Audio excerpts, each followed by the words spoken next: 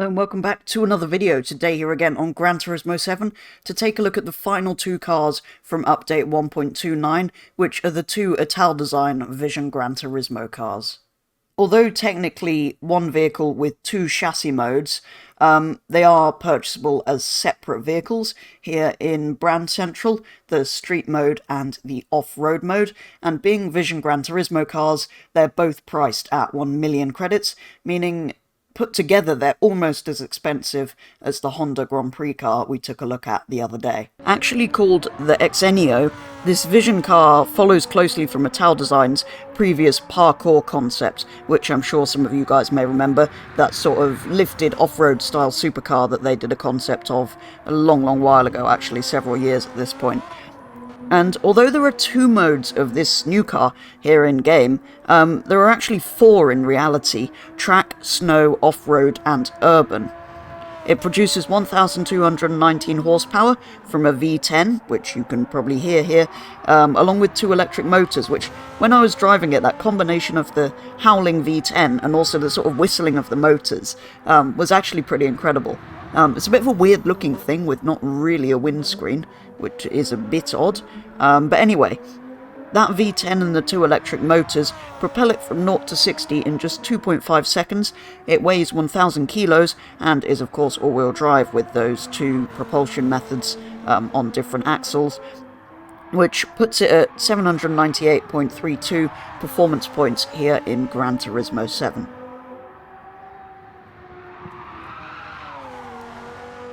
As you might expect from a Vision Gran Turismo car, neither version of it have a wide body or any real customization you can do to it, other than changing the wheels and changing the paint colour.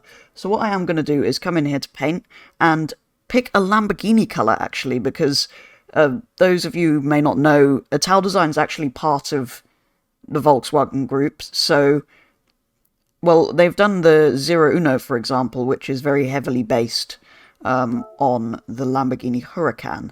So that's why I'm going to do this. I suspect the V10 in this car, actually, is probably also from a Huracan slash R8 slash whatever. So I'm going to go to Lamborghini, and I'm actually going to paint it in Rosso Mars, because this colour very much reminds me of the red that was on the parkour concept that they did a little while ago.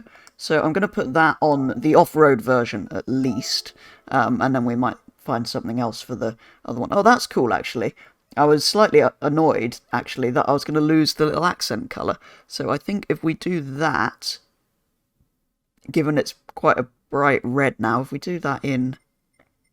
Actually, the tyres have got like a blue accent on them.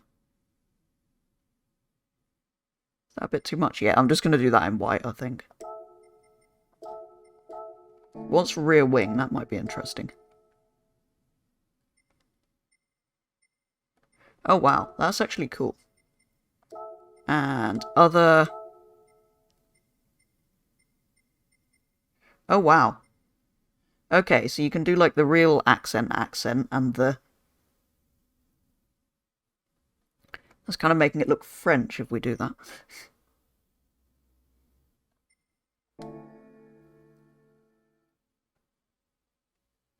No, I think we should leave the whole thing white, maybe.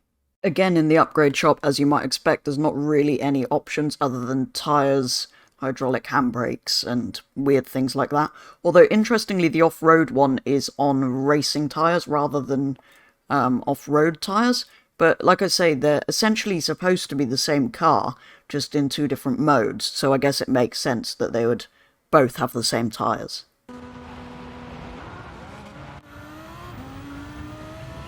So, equipped with those off-road tyres, which it didn't have from standard, I've come to the only Italian off-road track, the Sardinia Windmills circuit. Which is interesting, because it seems to have wind turbines, not windmills at it. Anyway, let's see. Well, so far, it's struggling a bit, although it's been a while since I've done anything on a dirt race here in Gran Turismo. But I've chosen this because I don't think it's going to really be competitive at anything, so I thought this might be something a bit fun and a bit different to what we usually do. Although I did something similar with the Honda going into an arcade race, but yeah, I haven't been on dirt for a while, so let's see how we do. Although, interestingly, it seems to entirely be Italdesigns and Suzuki Escudo Pikes Peak cars, which I'm still yet to buy in this game. Ow. I've literally just jumped over one of them. That's also not ended well. Okay, a little bit later, after much silence and many concentratings, I've managed to get up to third, but not quite managed to get the last two before the line there. But yeah, just took a little bit to get used to dirt driving, but it is a fun car to slide around on the dirt. I just don't think either of them are going to be particularly fast. And there we go, that is going to do it for a very first look at the two Italdesign Vision Gran Turismo cars here on Gran Turismo 7, even if they are technically the same car, at a cost of 1 million credits each. It's a little bit far-fetched and probably isn't really worth buying, well, both of them at least, although personally I don't think it's really worth having either. It's a very expensive car that's not particularly good. I think it's reasonably good looking, and it's kind of cool, and I did actually enjoy driving it stock, which it ended up being anyway here. More than I thought I would. I have really enjoyed this one, possibly even more than the Grand Prix car last week.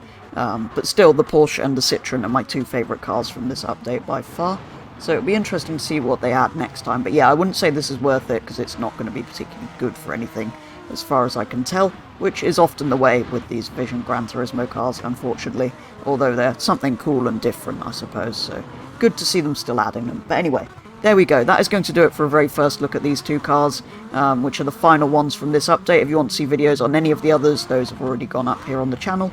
So for now, that is going to be all, and I look forward to seeing what comes in the next update and what new cars we get soon.